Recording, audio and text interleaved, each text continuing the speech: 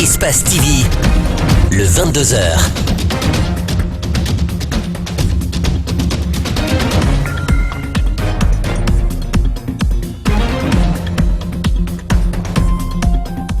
Bienvenue à toutes et à tous, mesdames et messieurs. Voici le sommaire de ce qui fait l'actualité en ce début de semaine.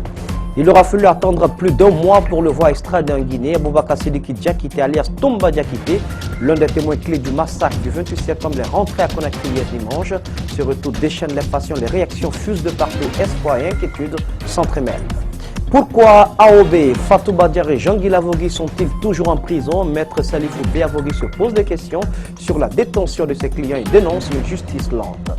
Et puis la Guinée se souvient de RBB Rougui-Bari, décédé le 13 avril 2016, déjà un an. Il était attendu à Conakry depuis son arrestation au mois de décembre 2016 au Sénégal. Il est arrivé hier dans la capitale guinéenne.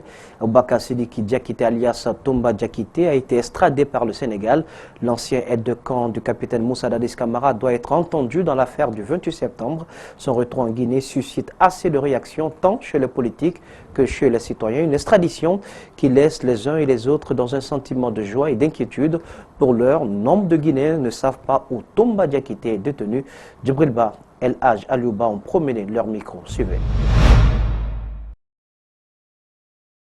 L'extradition de Toumba est considérée comme une avancée majeure dans l'affaire du 28 septembre.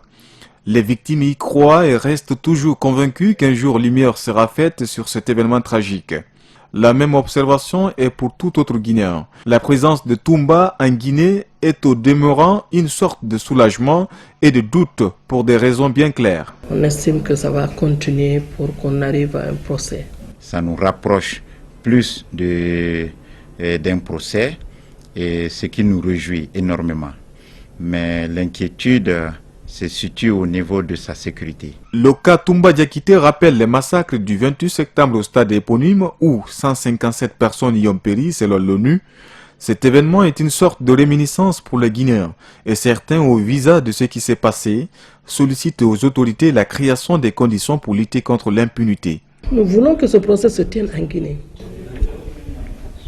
parce que pour éradiquer l'impunité dans notre pays, il faut absolument qu'on réussisse à faire des procès de ce genre. Il faut arriver à punir les responsables de ces massacres. Boubacar Sidiki Diakité alias Toumba est reproché par plusieurs organisations de défense des droits humains d'avoir pris part au massacre du 28 septembre 2009 et a voulu attenter à la vie de l'ex-chef de la junte militaire Dadis Camara. Les citoyens réclament de vive voix la présence également de ces derniers et du général Sekouba Konaté pour un procès dont la date est méconnue. Il y a 2 poids 2 mesures. Nous identifions cela à 2 niveaux. Premièrement, le gouvernement, en arrêtant Toumba au Sénégal, semble ne parler de Toumba que par rapport au rôle qu'il aurait joué dans les événements du 28 septembre. Or, Toumba n'était pas en exil parce qu'il a participé ou pas aux événements du 28 septembre, mais parce qu'il a tiré sur le capitaine Moussa Dadis Camara. Bien malin pour dire où se trouve précisément Toumba, détenu dans un lieu hautement secret à Conakry. Maître Baba Diop, avocat de Toumba Diakité, ne parle pas d'extradition lui, mais plutôt d'enlèvement de son client. L'avocat sénégalais invoque des questions de prescription de la procédure d'extradition. Je vous propose de l'écouter. Monsieur Diakité, depuis qu'il a été arrêté au mois de décembre, a fait l'objet d'une procédure totalement cavalière qui a fait fi de toutes les règles de droit, même les principes les plus élémentaires en matière de droit ont été violés. Les délais relatifs à l'interrogatoire d'arrestation ont été violés. Même le décret d'extradition ne lui a pas été notifié, encore moins notifié à son avocat. C'est grâce à nos propres démarches que nous avons pu savoir que le président a pris ce décret depuis pratiquement plus d'1 mois. Mais n'empêche, dès qu'on a eu ce décret-là, nous l'avons attaqué en recours pour excès de pouvoir. Qu'adviendra-t-il d'Alpha Omar Bari, alias AOB, de Dame Fatou Badiar et de Jean-Guy Lavogui? Tous les trois sont détenus depuis le 19 juillet 2011, au lendemain de l'attaque du domicile du président Alpha Condé. Leur avocat, Maître Salifou Béavogui, a tenu un point de presse ce lundi pour dénoncer la lenteur de la procédure judiciaire. Il demande ni plus ni moins que la libération de ses clients qui seraient dans une situation lamentable en prison. Mohamed Valektoré, Ibrahim Awal. 12 juillet 2013, date du verdict final rendu par la cour d'assises de Conakry sur l'attaque du domicile privé du professeur Alpha Condé. Après le coup de grâce accordé à certaines détenues, d'autres continuent toujours à croupir dans la prison centrale de Conakry. Parmi les condamnés figurent le commandant Alpha Omar Bari alias AOB, Jean-Guy Lavogui et Fatou Badiar. L'avocat des concernés plaide pour la libération de ses clients et dénonce la lenteur de la Cour suprême. Depuis 2013 jusqu'en 2016, il a fallu beaucoup d'efforts pour que le dossier soit au moins examiné par la Cour suprême. Parce que le pouvoir en cassation contre les arrêts de la Cour d'assises sont dirigés ou orientés vers la Cour suprême. Alors, à la suite de notre pourvoi, il a fallu attendre le 6 juin 2016 pour que le dossier soit appelé devant la Cour suprême. Ce qui était déjà un espoir, au moins de voir nos clients situés sous leur sort, d'autant plus que nous avons dit que ce arrêt était en soi un mal jugé. Conformément aux dispositions de la loi fondamentale, le droit de s'adresser à un juge est un droit constitutionnel, comme le suggère cet avocat à la Cour. Cependant, l'attente est de trop, il demande à la Cour suprême de rendre le verdict.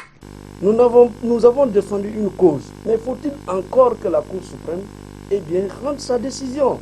Sa décision libère tout le monde. Si l'arrêt de la Cour d'assises de Conakry est cassé, nous reviendrons devant la même Cour autrement composée pour continuer la bataille judiciaire. Ce cri d'alarme consiste pour Maître Salif Béavogui de mieux comprendre la lenteur du dossier. Il dit avoir défendu une cause, le dernier mot revient à la Cour suprême. Vous vous souviendrez que entre 2012, 2013, 2014, 2017, des grâces présidentielles sont intervenues en faveur de certains condamnés. Mais alors la grâce n'intervient qu'après que toutes les voies de recours soient épuisées. Or, en l'espèce, le dossier est dans le circuit judiciaire, aucune décision n'est intervenue. Donc c'est un dossier qui ne peut pas rentrer dans les prévisions de ces dispositions que je viens de vous citer pour bénéficier du droit de grâce. C'est pour cette raison, nous disons que ne pas rendre le verdict est une façon de nous priver de l'exercice de ce droit. Les accusés sont toujours détenus à la maison centrale de Conakry. L'avocat sollicite une grâce du président de la République pour que ses clients recouvrent leur liberté. Le code du travail est assez méconnu au sein des entreprises en Guinée, ce qui constitue un terreau fertile pour les licenciements abusifs, les congés techniques et économiques à l'emporte-pièce. Eh bien, c'est pour parer à ces situations qu'un renforcement des capacités des administrateurs et des inspecteurs de travail a démarré ce lundi. Il s'agira de les outiller sur les normes internationales du travail, prévenir les abus et surveiller le respect de la législation des droits fondamentaux au travail dans les entreprises. Et c'est une première en Guinée depuis 1995. Alceni Barim, Amara Alexis là pour le compte-rendu. 32 administrateurs et inspecteurs du travail ont bénéficié de cette formation. Elle vise à renforcer leurs compétences et leurs connaissances dans le domaine de l'administration du travail. Les objectifs spécifiques de cet atelier sont bien outiller les administrateurs et les inspecteurs du travail en matière de normes internationales du travail, de sécurité au travail et de techniques d'inspection. De consolider les capacités des inspecteurs du travail pour prévenir les abus et surveiller le respect de la législation des droits fondamentaux au travail dans les entreprises. La Guinée a un potentiel agricole et minier très important, mais manque de cadres qualifiés, déplore un responsable du Bureau international du travail, chargé de la formation. Pour parer à ce déficit, il suffit juste d'avoir une bonne politique d'emploi, indique-t-il. Alors, les thèmes sont nombreux, hein. Il y a les normes du travail, il y a la santé et sécurité au travail, il y a la façon, la manière dont les inspections du travail, l'administration du travail fait les contrôles dans les entreprises, ou plutôt encourage aussi les entreprises, le monde du travail justement à respecter les normes du travail, les questions de sécurité au travail, le dialogue social. C'est vraiment les thèmes un peu précis et justement c'est vraiment une formation pratique. Depuis 1995, aucun agent de l'inspection du travail n'a bénéficié d'une telle formation. Aujourd'hui, il est impératif d'avoir des inspecteurs de haut niveau pour créer et améliorer les services de l'État afin d'attirer les investisseurs. Nos attentes sont d'abord que, comme je l'ai dit tantôt, que nos travailleurs soient outillés, qu'ils soient formés dans la gestion du monde du travail, qui est très multiple chez nous, tant dans le formel que dans l'informel, que la Direction nationale du travail, l'inspection générale du travail soit à mesure de pousser nos compatriotes à faire du travail décent dans tous les services. Et cela ne passe absolument pas par mille chemins, sinon que d'abord la performance de nos inspecteurs et de nos travailleurs sur le terrain. Ces genres d'initiatives devraient se poursuivre, assure l'inspecteur général du travail. Le système sanitaire guinéen vers une meilleure qualification des surveillances chirurgicales, l'oxymétrie pulsée, c'est le module développé au CHU de Donka par un collège de professeurs de médecins des universités étrangères venu renforcer les capacités du personnel de santé anesthésiste. Cette formation permettra de redonner de la visibilité aux anesthésistes dont le travail, quoique capital dans les hôpitaux, est relégué au second plan par les autorités du secteur de la santé. Mamadou Kadia Diallo, Mohamed Al-Hussein Kamara. C'est un atelier de 2 jours axé sur un programme de formation des anesthésistes. Un outil qui permet d'assurer la sécurité sanitaire pendant l'épreuve opératoire. Cet instrument créé dans les années 80 permet aussi de mesurer le taux d'oxygène dans le sang, afin de prévenir l'anesthésiste. Il s'agit d'un instrument qui mesure seconde par seconde le taux d'oxygène dans le sang, qui permet donc de prévenir l'anesthésiste très tôt s'il n'y a pas assez d'oxygène dans le sang. Et l'anesthésiste, à ce moment-là, peut prendre les mesures qu'il faut pour éviter que cela ait des conséquences graves sur le cerveau du patient. Donc c'est clair qu'un appareil ne va jamais sauver quelqu'un, c'est la personne qui peut interpréter ce que l'appareil dit. Pendant cette première séance, il a été question de focaliser l'attention des anesthésistes sur la physiologie pour interpréter des données affichées par l'oxymétrie. Des études ont révélé que 70 000 salles d'opération dans le monde sont dépourvues d'outils appropriés qui assurent plus de sécurité pour une surveillance chirurgicale quasi fiable. Le programme que nous amorçons, c'est d'abord la formation. Ça ne sert à rien de donner un oxymètre de pouls à quelqu'un sans lui montrer comment on l'utilise avec le maximum d'efficacité. L'impact de l'oxymétrie est un impact majeur. Tous les problèmes, quand nous faisons une anesthésie, nous prenons en compte la vie du malade, sa respiration, ses problèmes circulatoires, ses problèmes de conscience. L'oxymètre va nous renseigner. L'anesthésie, un outil chirurgico-médical qui permet d'abolir la perception de la sensibilité douloureuse, une aubaine pour les patients. Par rapport aux patients, je pense qu'ils seront plus en sécurité, comme on dit, plus en sécurité côté anesthésique. Et comme on sait tous ici que sans anesthésie convenable, il ne peut pas avoir de belles chirurgies. Le chirurgien a beau être fort, mais s'il n'a pas une bonne anesthésie, l'intervention court à la catastrophe. Donc c'est vraiment important d'avoir une anesthésie convenable, bien surveillée, une anesthésie de sécurité.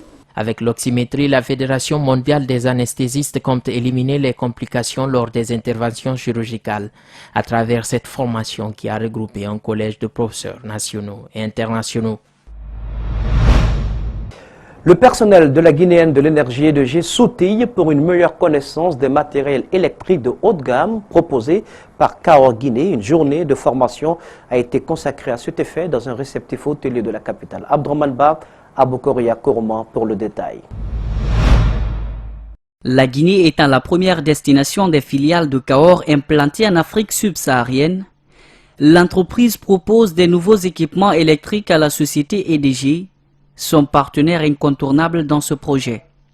Avec des appareillages, transformateurs et produits bobinés ou encore des fibres optiques, le savoir-faire pour l'utilisation de ces outils s'avère nécessaire.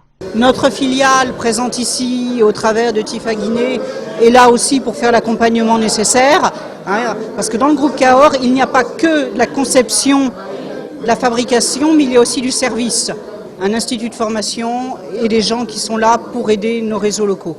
L'EDG est certes la cible principale de cette société spécialisée en outils électriques, mais d'autres clients pourraient bien s'y intéresser.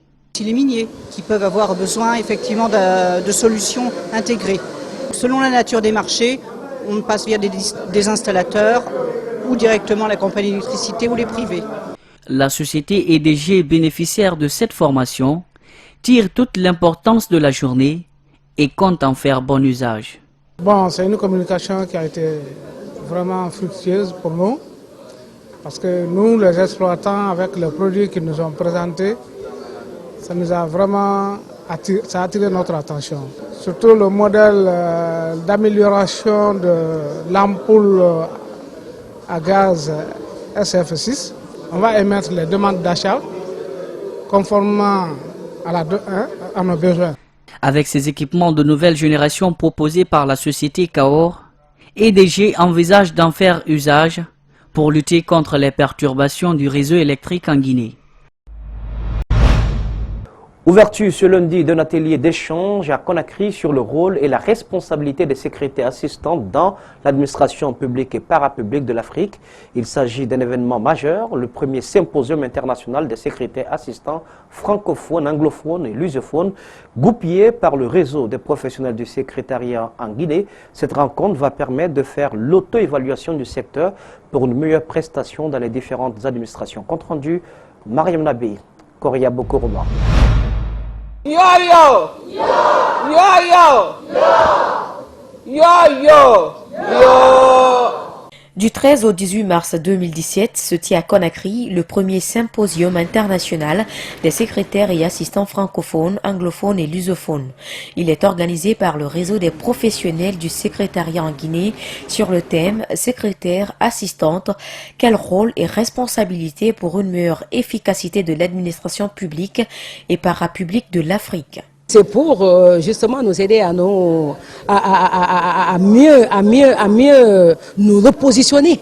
Donc si je peux le dire en un mot, donc nous positionner ou nous repositionner. Pour celles qui sont déjà positionnées, qu'elles puissent se repositionner, et pour les personnes qui ne le sont pas, qu'elles puissent déjà se chercher. Cette rencontre est une opportunité de discuter des insuffisances de la corporation et de trouver d'éventuelles solutions. Beaucoup de pays y prennent part, dont la Côte d'Ivoire et le Gabon. Il faut le reconnaître, de nos jours, l'administration publique est critiquée par tous pour la qualité de ses services.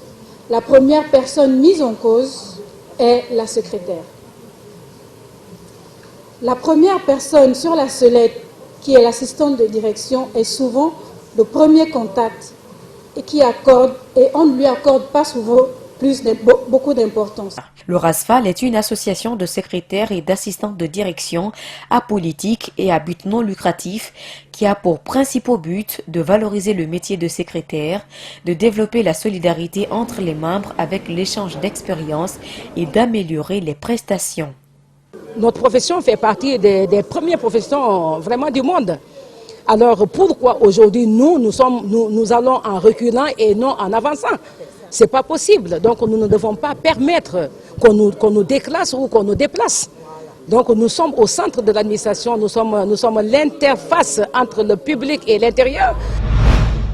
C'est un véritable risque qui s'est déroulé hier à Manéa, dans la zone de Koya, entre les motards et le personnel de la société chinoise de BTP opérant sur la Nationale 1. Tout est parti de la violation d'une des barrières dressées par la société chinoise par un motard. Cette simple broutille a pris une toute autre tournure.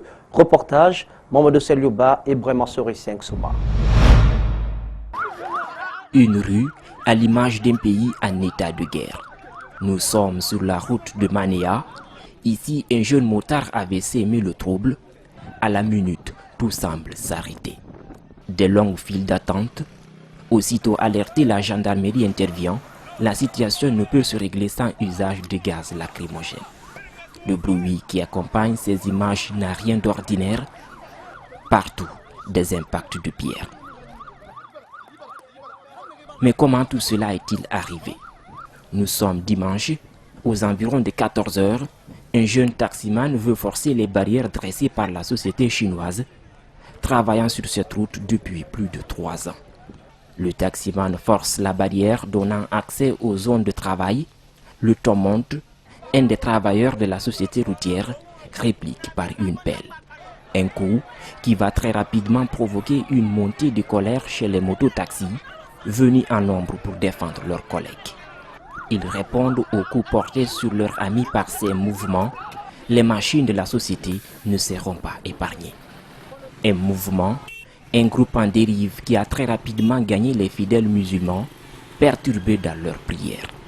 La gendarmerie tente d'apaiser la situation, déterminée à ramener l'ordre sur cette route déjà paralysée. Il a fallu 1 heure pour rétablir l'ordre. À part le taximan, pas de blessés graves.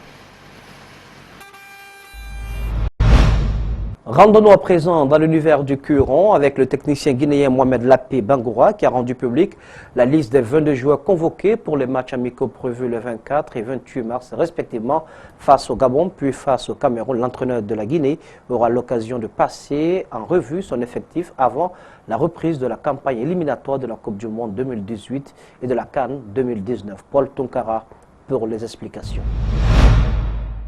Le Sili national de Guinée affrontera le Gabon le 25 mars en France, puis le 28 le champion d'Afrique en titre, les Lions indomptables du Cameroun en Belgique.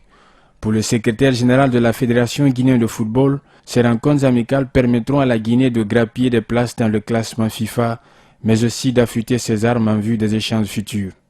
Jouer contre le champion d'Afrique, déjà, voyez un peu tout ce qui est comme arsenal médiatique sur le plan de communication autour de l'équipe du Cameroun. Mais je pense que ce n'est pas un hasard qu'on ait aussi négocié avec le Cameroun parce que nous sommes aujourd'hui, je crois, 15e, le dernier classement FIFA en Afrique. Nous voulons nous rapprocher du top 10. Le technicien du Sili national, Mohamed Lapé Bangoura, toujours sans salaire depuis 10 mois, souhaite bâtir une équipe dynamique et compétitive pour mieux se préparer en vue de la Coupe du Monde avant de décliner la liste des 22 joueurs convoqués. On a misé sur une liste de 22. Dans un Keita Abdul Aziz, c'est un gardien. Sila Aboulay, c'est le gardien du Afia. J'ai découvert un gardien qui a un côté guinéen, un côté ivoirien, qui viendra pour être aussi essayé, c'est Guetta Thomas, qui joue en France. Alors vous avez 3 gardiens. Au niveau de la défense, Isiaga Sila, Kamara Fodé Kifour, Kondé Sekou, Pogba Florentin, avec lequel j'ai discuté personnellement, qui a repris, qui était aussi un peu blessé, mais qui pourra venir. Bangoura Alseni Tomazi, Kamara Alseni Cantona. Alors 6 défenseurs. Le milieu de terrain, Ketanabi Deko, qui a eu une malaise tout à l'heure, mais tout se passe bien. Il a repris. Landel Guy Michel, Sankon Ibrahima Sori Zidane, Fofana Boubacar qui revient, qui était souvent sélectionné, Bangoura Al-Khali, Traoré Ibrahima, le Capi, Mohamed Mara, Doumbouya Lonsana, Kamano François, Kamara Boubacar Demba, Kanté Martinez Zosé, Souma Sedouba et Pogba Mathias. Aboubakar Fofana, François Kamano signe leur retour en sélection et Nabi Yatara, lui, a été écarté du groupe. Dans le même sillage, pendant que le Orea AC s'inclinait 3-1 en déplacement à Tunis dans le cadre du deuxième tour préliminaire de la Ligue des champions africains face à l'Espérance de Tunis, l'autre représentant guinéen en campagne africaine, l'AS Kaloum, recevait son homologue marocain Etihad Tanger samedi dernier au stade du 28 septembre en 16e de finale allée de la Coupe de la CAF. Les Kaloumistes remportent sur une courte victoire 1-0 compte rendu. Moussa Campos Souma, Mohamed Bangoura. Sans son entraîneur, Tofit Bola, absent sur son banc de touche, l'équipe de Kaloum est très tôt entrée dans la danse en mettant le pressing très haut pour empêcher l'adversaire de respirer. Elle multiplie les contres et oblige les visiteurs à jouer plus bas. À la 24e minute, Abouakar Silla Yanga, qui rôdait autour de la surface, profitait d'une incompréhension de la défense marocaine pour se retrouver seul face au portier. Le bon vieux ne se fait pas prier et met le ballon dans la lucarne. Les Marocains tenteront de se reprendre, mais ils se heurtent sur une défense de Kaloum bien disposée. Rien ne changera au tableau de marquage 1-0 score à la pause. Au retour des vestiaires, le technicien marocain Ben Fira procède à des changements en espérant revenir au score. Tactique qui ne portera pas fruit car l'AS Kaloum conservera l'avantage de la première période. Le match retour est prévu dans une semaine au Maroc. En Ligue des Champions, grande équipe habituée à cette compétition africaine, l'Espérance de Tunis a battu le Orea AC sur le score de 3-1. Dans une semaine, le match retour aura lieu ici à Conakry sur les installations sportives du vieux stade du 28 septembre. Le club guinéen est très mal embarqué dans ses 16e de finale aller de la Ligue des Champions africaine. Et puis, en bref, parlons toujours football. Guinéens et Sud-Africains étaient aux prises pour l'attribution de la 3e place de la 14e édition de la Coupe d'Afrique des moins de 20 ans, Zambie 2017. Au finish, les Guinéens ont pris le meilleur sur les Bafana, s'offrant le bronze après leur succès 2-1 à Lusaka dimanche dernier pour la première grande compétition continentale de son histoire avec cette CAN des moins de 20 ans 2017 qu'elle organisée à domicile. La Zambie a fait les choses en grand en remportant le titre par 2-0 contre le Sénégal, souvent donné favori. Et puis cette page noire, avant de nous quitter, elle a été la première femme maire de Guinée, ancienne ministre, une femme de conviction. Rougui Barry nous quittait le 13 mars 2016. Un an après, la Guinée se souvient d'elle. La belle famille de feu Adja Rougui Barry a organisé ce lundi une cérémonie de lecture du Saint-Coran pour le repos de son âme. Cette commémoration de la disparition de Adja Rougui Barry, appelée par les intimes RBB, a réuni parents, collaborateurs, connaissances de la défunte accolée à Malik Sanguena Kamara, Mohamed Al-Hussein Kamara. Placée sous l'égide du chef de l'État, professeur Alpha Condé, cette lecture de Saint-Coran à l'occasion de l'an 1 de la disparition de Adja Rougui Barry vise à implorer la grâce divine pour le repos éternel de son âme. Sa première année du décès, de faire un grand sacrifice pour elle parce que nous, les membres de la famille, nous avons observé un an de deuil. Et ce deuil-là termine aujourd'hui. C'est pourquoi on a organisé ce grand sacrifice pour elle. Décédée à l'âge de 61 ans, l'ex-ministre conseillère à la présidence, ministre de l'enseignement pré-universitaire, ministre des Guinéens de l'étranger, maire de la commune de Matam, a tiré sa révérence le 13 mars 2016 au Maroc des suites des maladies. Elle laisse ainsi un vide non seulement dans sa famille et pas seulement. Sa place reste toujours vacante parce que jusqu'à présent, moi je ne me relève pas jusqu'à présent de son décès, et au niveau de la famille et au niveau de la Guinée. L'aîné de la famille, depuis la disparition de sa mère, se bat pour prendre soin de ses frères. Ça fait 1 an que maman est partie. Elle nous manque énormément. Pour le moment, je n'arrive pas à ressentir une émotion quelconque, à part que je suis toujours dans la tristesse. Mais j'essaye d'aller mieux tous les jours et avec mes frères et sœurs pour avoir une bonne mémoire de maman et sourire tous les jours. Des prières et bénédictions ont été formulées par des fidèles musulmans pour que le Tout-Puissant Allah accorde son paradis à l'illustre disparu, Adja Rougui Barry, RBB pour les intimes. Que l'âme de la défunte repose donc en paix. Mesdames et messieurs, c'est ainsi que nous nous quittons compte de cette édition d'information.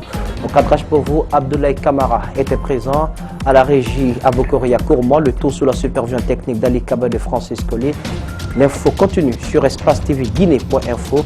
Merci de votre aimable attention. Excellent sur le programme sur Espace TV. Regardons mieux.